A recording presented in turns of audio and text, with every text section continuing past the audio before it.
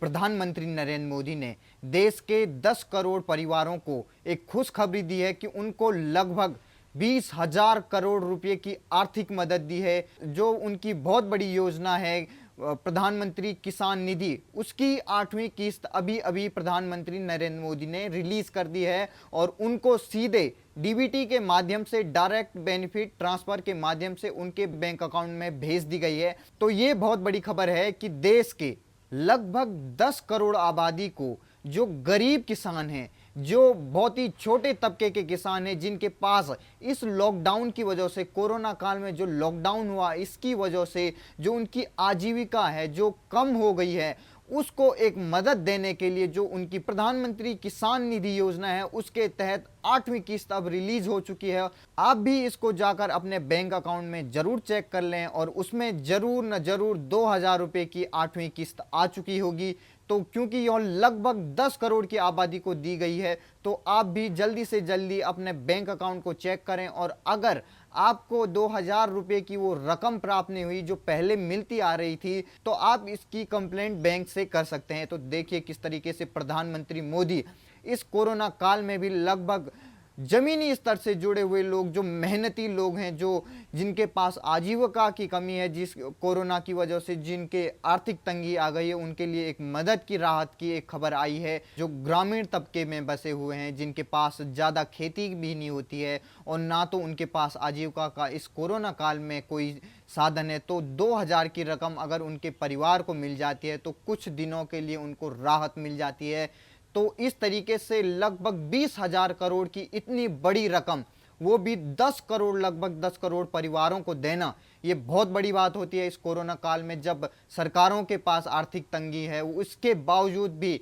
प्रधानमंत्री नरेंद्र मोदी ने अपने देश के गरीब लोगों के हित के लिए ये फैसला लिया है। तो ये बहुत बड़ी खबर है आपके लिए और आप भी इसको जाकर जरूर चेक करें। वहीं दूसरी ओर बहुत बड़ी खबर आ रही है सलमान खान को लेकर, जिनकी जो फिल्म 13 मई को लॉन्च हुई थी, राधे योर मोस्ट वांटेड भाई, अब वो ऑनलाइन लीक का शिकार हो चुकी है। जी हां, अब इस फिल्म के पायरेटेड वर्जन ऑनलाइन लीक हो चुके हैं और लोग काफी धड़ल्ले से इस ऑनलाइन लीक को देख रहे हैं। इसके बाद सलमान खान काफी मायूस दिखाई दिए और उन्होंने अपने ट्विटर पर एक ट्वीट करते हुए एक मैसेज लिखा, जिसमें उन्होंने लिखा कि एक फिल्म को बनाने को काफ़ी मेहनत होती है, उसमें डायरेक्टर लगे होते हैं और इस तरीके से जब फिल्म बनकर तैयार हो जाती है और इसके बाद लोग जो पायरेट कर देते हैं, इसको ऑनलाइन लीक कर देते हैं, उनको फैंस से उन्होंने आवेदन किया है, उनको निवेदन किया है कि वो केवल इसको ओटीटी प्लेटफॉर्म के 5G प्लेटफॉर्म पर ही देखें, पायरेटेड लीक ऑनलाइन जो लीक हुए उन पर ना देखें।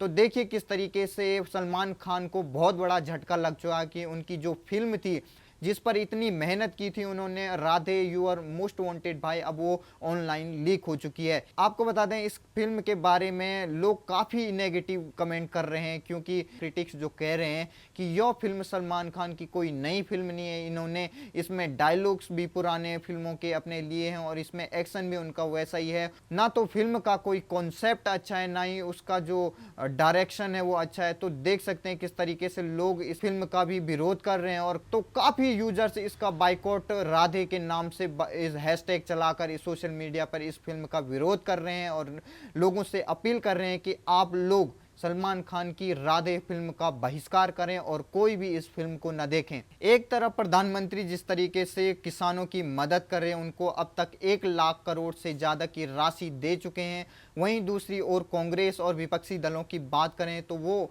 इस कोरोना काल में एक ऐसे शख्स के साथ खड़े हैं, उन्हीं की पार्टी से जुड़ा हुआ एक शख्स है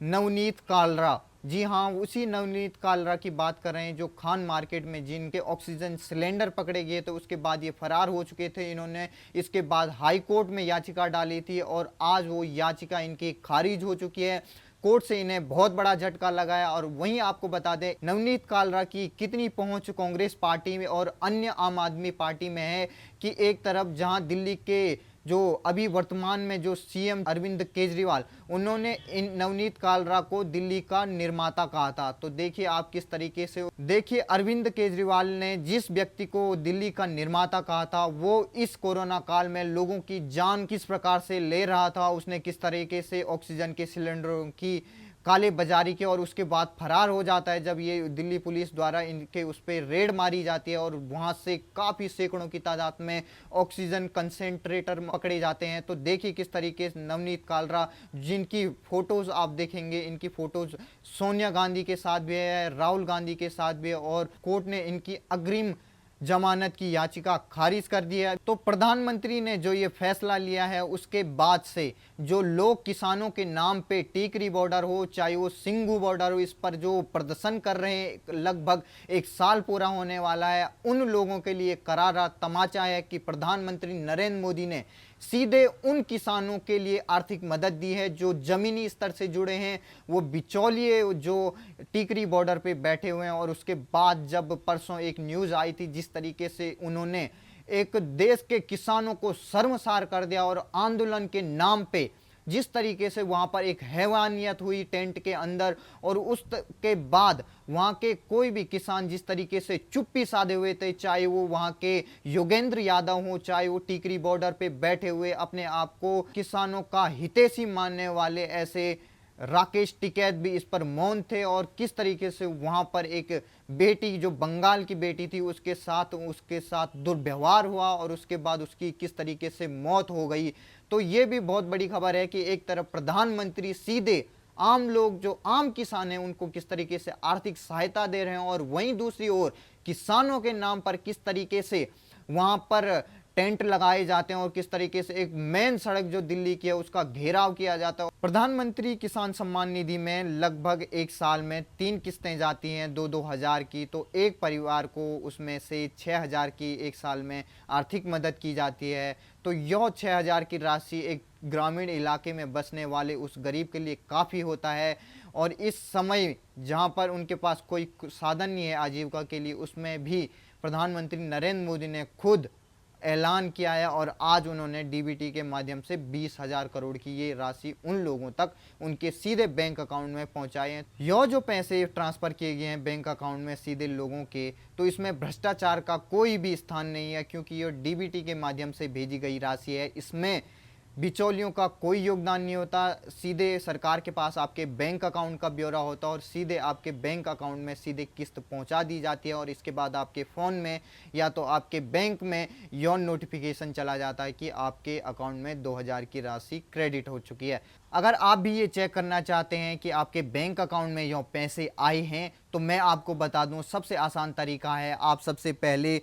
pmkisan.gov.in पर जाएं, इस वेबसाइट पे जाएं और वहां क्लिक करें और वेबसाइट की तरफ से फार्मर कॉर्नर होगा, एक ऑप्शन होगा फार्मर कॉर्नर के अंतर्गत, इसमें बेनिफिशियरी लिस्ट में जाएं। उस ऑप्शन को क्लिक करने के बाद आपके पास एक नया पेज खुल जाएगा। उस पेज में आपको राज्य का नाम चयन करना होगा और उसके बाद जिले का नाम, उसके बाद उप जिले का नाम और उसके बाद खंड के नाम के बाद आपका गाँव का चयन करें। ऑप्शनों को क्लिक करने के बाद आपके पास गेट रिपोर्ट का एक ऑप्शन आएगा, उसमें रिपोर्ट आएगी। अगर आपका नाम उसमें होगा तो आप लिस्ट में शामिल होंगे, गांव की लिस्ट में। आपका नाम इसमें शामिल नहीं है तो जल्द से जल्द अपने बैंक की सहायता से अपना नाम भी इसमें दर्ज कराएं। तो देख सकते हैं आप किस तरीके से 20,000 करोड़ की और लगभग अब तक 1,00,000 करोड़ से ज़्यादा की राशि इस योजना के तहत आम लोगों के बैंक अकाउंट में जा चुके हैं। अगर आपको फिर भी अगर आपकी राशि का पता नहीं चल रहा है, तो आप अगर ग्रामीण इलाके में हैं जहां पर ये नेटवर्क काम नहीं करते हैं, जहां पे कुछ काम नहीं करते हैं, अगर आप इतनी ज़्यादा काम नहीं कर पा रहे हैं, इन वेबसाइट पे नहीं खोल पा रहे हैं, तो आपको मैं जानकारी दे दूं, पीएम किसान की एक हेल्पलाइन नंबर भी है। इस हेल्पलाइन के तहत आप इससे साझा कर सकते हैं और अपनी जानकारी प्राप्त कर सकते हैं कि आपके बैंक अकाउंट में पैसे आए कि नहीं आए। यह नंबर है 01124300606। एक बार फिर से सुन लीजिए, 01124300606। इस नंबर पर आप कॉल करके आप पता कर सकते हैं पीएम किसान की राशि आपके बैंक अकाउंट में आई है कि नहीं आई है। अगर नहीं आई है तो क्या करें, आप इनसे पूछ सकते हैं। प्रधानमंत्री एक तरफ से पूरी कोशिश में लगे हुए हैं कि किस तरीके से देश के आम नागरिकों का भला हो, उनकी आर्थिक सहायता की जाए। अगर उनके पास आजीविका का कोई साधन नहीं है तो उनको आर्थिक तौर पर मदद की जाए, लेकिन इन किसान के रूप में जो हैवान बैठे हुए हैं टीकरी बॉर्डर और सिंगू बॉर्डर पर, इनका भगवान ही मालिक है। तो तब तक के लिए देखते रहिए हमारे साथ। जय हिंद।